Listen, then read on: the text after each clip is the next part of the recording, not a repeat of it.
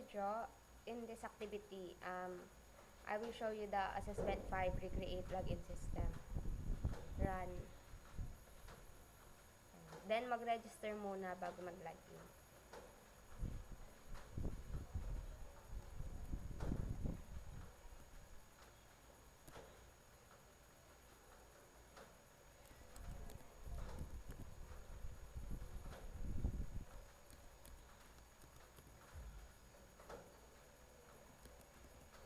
And ilalagay ko na lang sa name is yung second name ko.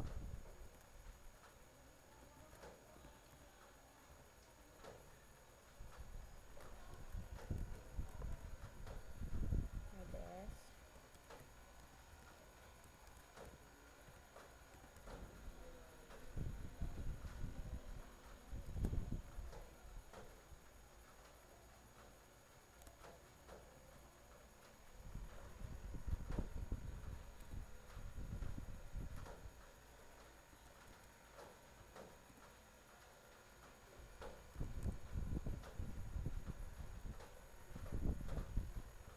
Ayan, nakita naman na nag-successful siya. Then, tingnan natin siya sa access bago mag-login.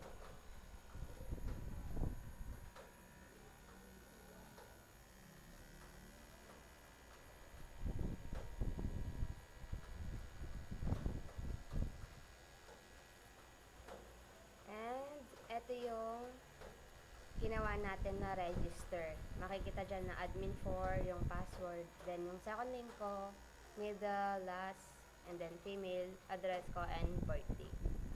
And ngayon, tatry naman natin mag-login.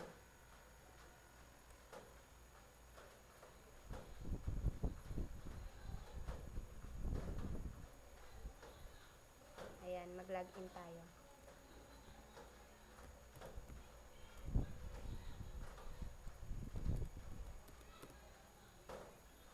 Ayan, nakita na nag-login successful siya, then click OK.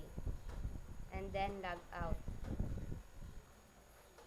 And yun lang yung assessment 5. It's done.